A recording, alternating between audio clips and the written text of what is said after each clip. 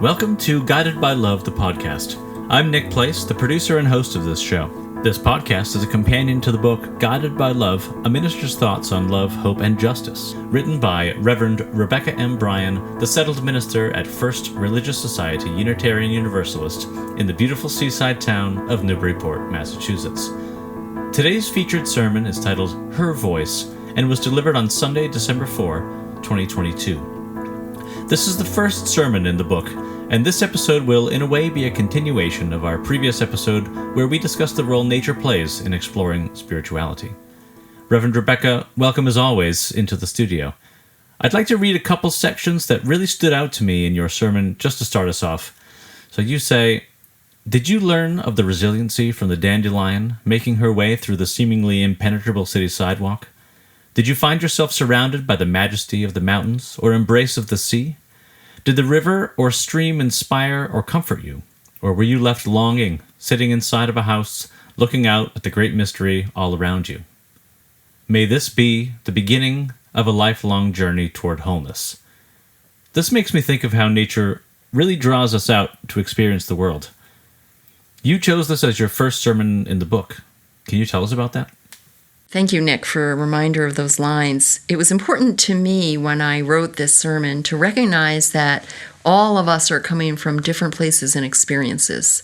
That some of us, whether, where did we spend our lives? Were we surrounded by, undeveloped nature? Were we living within nature and surviving in an area that was very developed with concrete, but that which nature is still all around?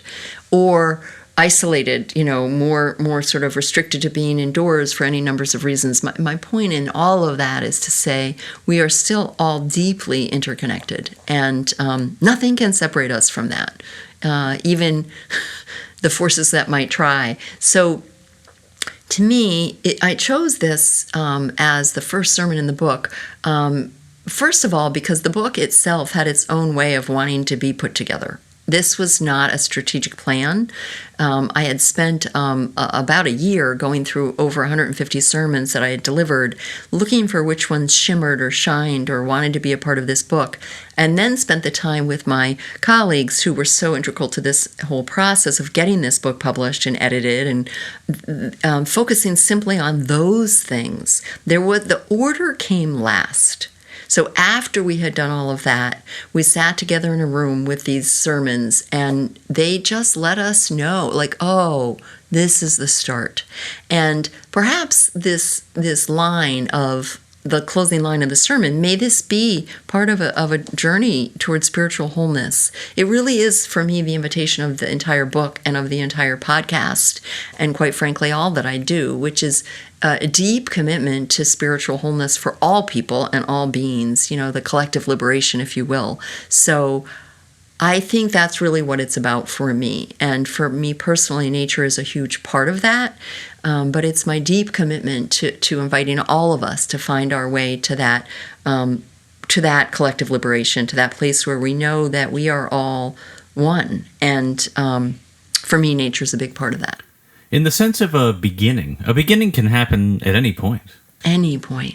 Every moment, right? But every moment is an ending and a beginning, and sometimes we think it's one thing and it's actually the other. Sometimes, this concept of time being so divided. So I invite all of us to be open to recognizing that life is so much more interconnected than that, and that really it's about the journey. It really is about the journey toward wholeness, the journey toward understanding that there's so much mystery and so many things that we don't fully understand, but we can always be in what is happening.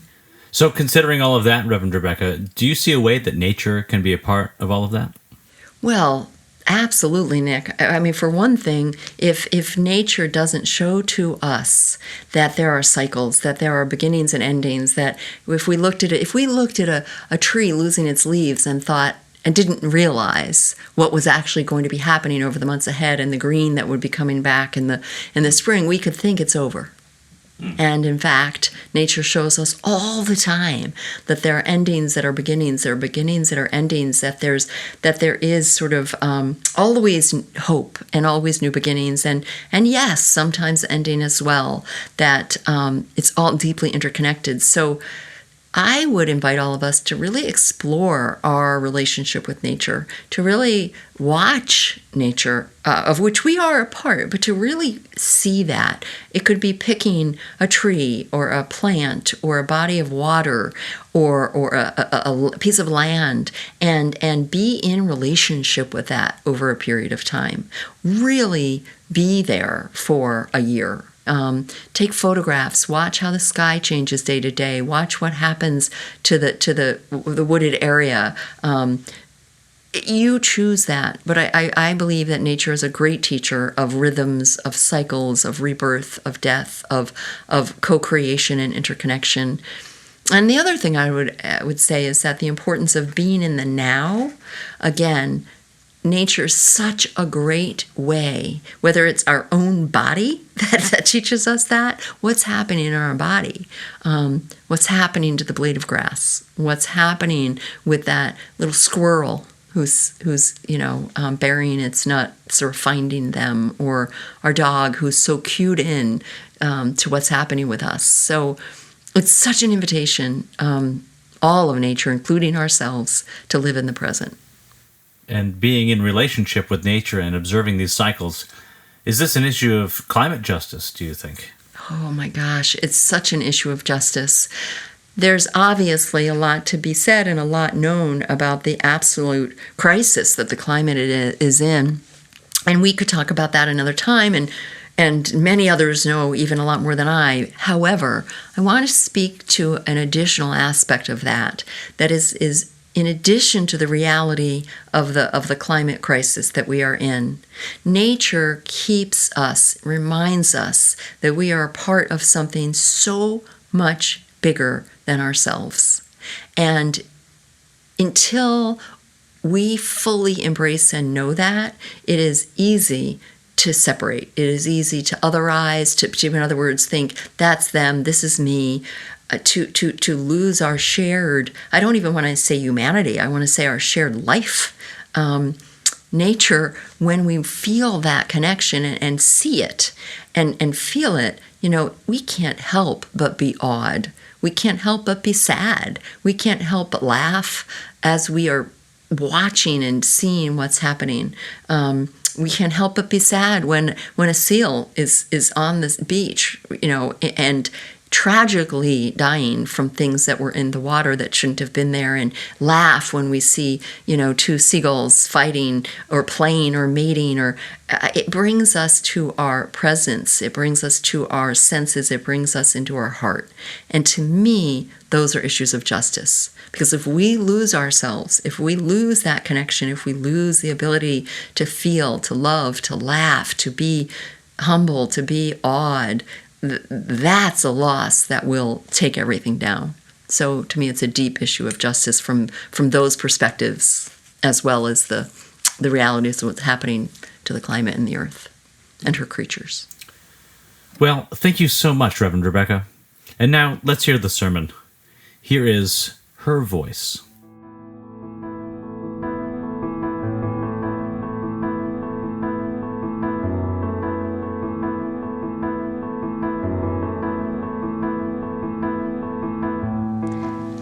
What is the nature of your homeland? Tell me what your homeland land taught you when you were very young. Did you learn of resiliency from the dandelion making her way through the seemingly impenetrable city sidewalk? Did you find yourself surrounded by the majesty of the mountains or the embrace of the sea? Did the river or stream inspire or comfort you? Or were you left longing, sitting inside of a house, looking out at the great mystery all around you?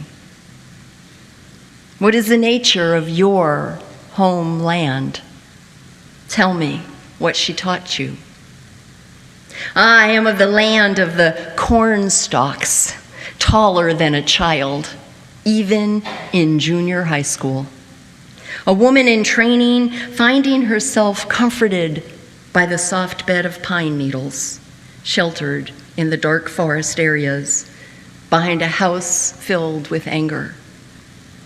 I am the land of the milking cows being fed, with calves nestling up to their teats, a land of good and plenty.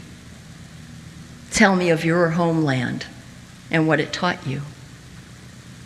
And then share with me, if you will, when you first learned of the danger she faced, this earth of ours.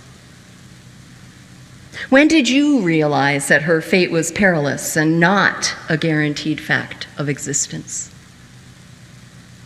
When did you stop exhaling and hold your breath in sheer overwhelm at the immensity of the damage humans have caused and the problems facing our planet and her creatures? Were you taught that the earth sings? That woodpeckers and sparrows have journeys of flight involving their hearts as well as their wings?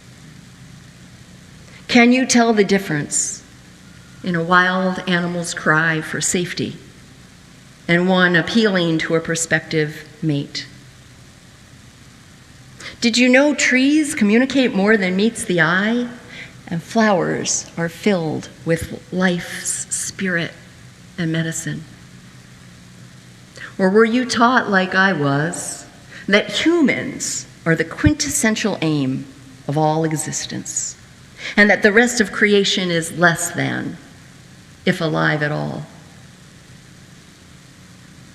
No, I was not taught the language of animacy by everyone, though some people absolutely inspired this knowing and reverence in me.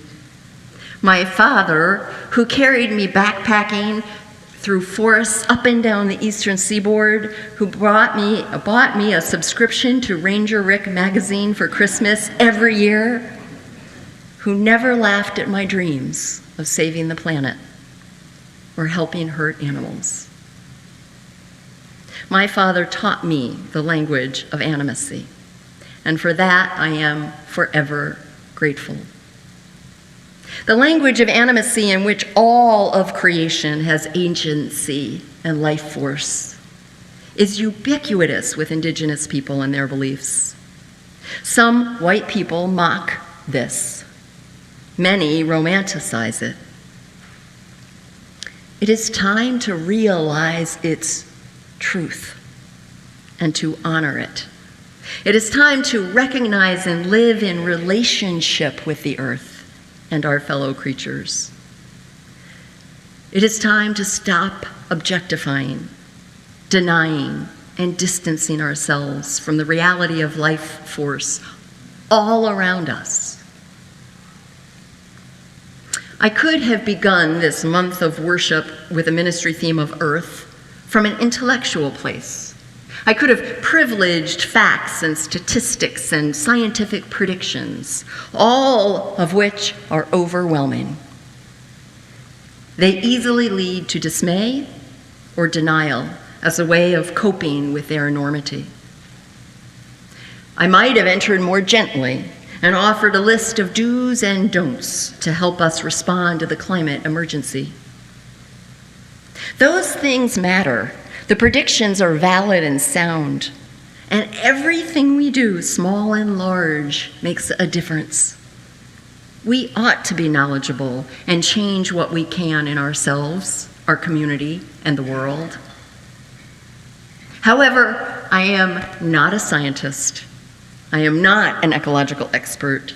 Many of you know much more than I. I am a mother, a theologian, a pastor. I am called to remind you that all the knowledge in the world about anything will not change our ways if our hearts do not also change. In fact, a changed heart be it broken, open, or both, is the most assured way to engagement and change. I want you to look outside for a moment. I love it when people tell me that they sort of like the sermon, they really like the music, but they love the windows. That makes me really happy. I want you to look out the windows. I want you to miss church on Sundays and walk in the forest or swim in the waters, especially if you find communion there. Our world is alive, my friends. She is crying for us to be in relationship with her. And the best way to do this is to be and feel our connection to the earth and all the living things with and around us in our bodies and our hearts. This means we will feel their pain. We will also be blessed by their gifts. We will not take it for granted. And we will be awed by their beauty and the miraculousness of their lives. The ant, the grass, the tree stump, fallen in the wind that is now home to the critters. Franciscan priest Richard Rohr encourages all of us to spend time genuinely communing with a single part of nature. It is the same as anything else. When we get too big, when we take our scope so far back, we may live here, but it's hard to feel it here and in our bodies. So he says, pick a single part of nature. Maybe get down on our knees and be with a blade of grass. Really be with that blade of grass. See the dew twinkle in the early morning light. Watch the chlorophyll rebound in green vibrancy when it rains.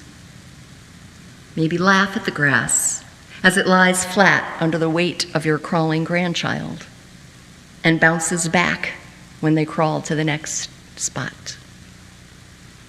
Robin Kimmerer encourages us to realize how the English language has been used to distance us from the animacy of creation.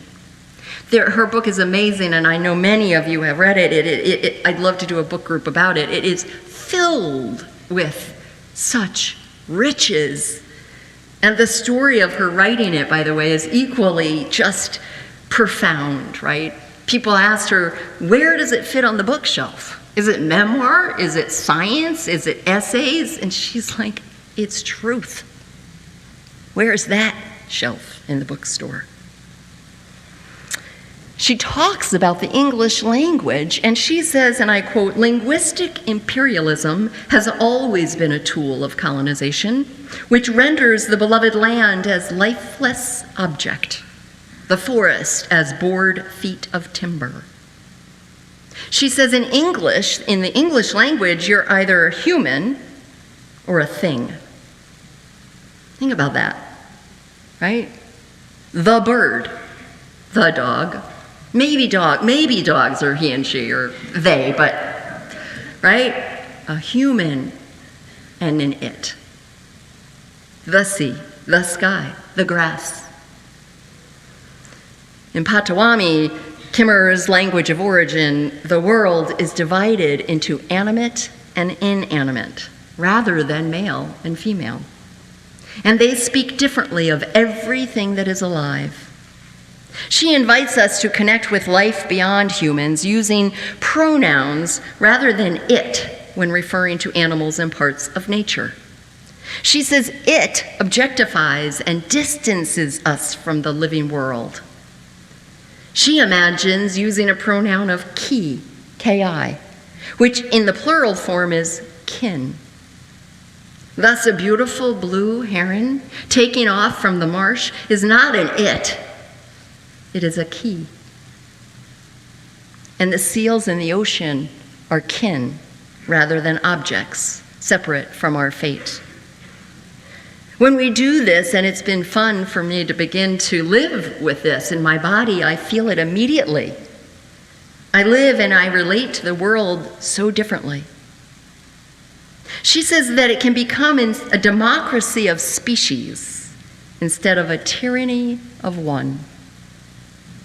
When we live in relationship with the living earth and her creatures, we are not alone. We are kin. We feel gratitude for her many gifts. We feel compassion for the pains being inflicted on life around us. We feel grief and anger, and we are called to do what we can to love and protect the living web of which we are a part, because it breaks our heart not to do so. And that's where I invite us to reside. As a mother, as a theologian, as your minister, I invite us to reside in our hearts and our bodies, and to relate to creation in love and gratitude. When Robin Kimmerer first began to write about this Thanksgiving address, which Marissa and Jessica and I shared a very abbreviated version, by the way, she was concerned about appropriation, right? She's a member of the Potawatomi Nation and not the Iroquois Confederacy who created the beautiful words. So she approached a faith keeper, Orion Lyons, with this question. She asked, is it okay if I write about these words and tell the story of the school children that say them every morning in their school? The reply that this person gave haunts me, because I think we're taught to believe it's always appropriation, right? And this is what he said. He said, of course you should share those words. We've been waiting 500 years for people to listen. If they had understood the Thanksgiving address, we wouldn't be in this mess. She goes on to invite us as the readers to imagine what would it be like to have our school children recite the Thanksgiving address instead of the Pledge of Allegiance. She says, no malintent to veterans who've served our country. She writes how her hopes extend beyond many people's views of the Republic. And I want to quote her. She says, the boundaries of what I honor are bigger than the Republic. Let us pledge reciprocity with the living world. If what we want for our people is patriotism, then let us inspire true love of country by invoking the land herself. If we want to raise good leaders, let us remind our children of the eagle and the maple. If what we aspire to is justice for all, then let it be justice for all of creation. And so may we enter our month-long journey into a ministry theme of earth. May this be but the beginning of a lifelong journey toward wholeness. Amen, and blessed be.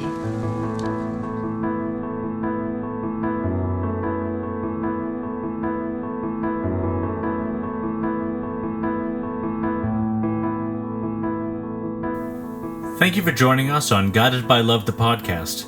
The next episode will air in 2 weeks on Monday, November 3rd. We look forward to continuing this journey with you. Please make sure to follow and subscribe to Guided by Love on your favorite podcast app. If you'd like more information about First Religious Society Unitarian Universalist in Newburyport, Massachusetts, please visit frsuu.org. That's frsuu.org. If you'd like to purchase a copy of the book Guided by Love, please visit your local bookshop and request a copy or visit your favorite online bookstore. This episode is a production of FRSUU Newburyport and was edited by me, Nick Place. Thank you as always to Reverend Rebecca M. Bryan for sharing her thoughts and sermons with all of us. See you next time on Guided by Love, the podcast, and until then, be kind to yourself, live in peace, and return again in great joy.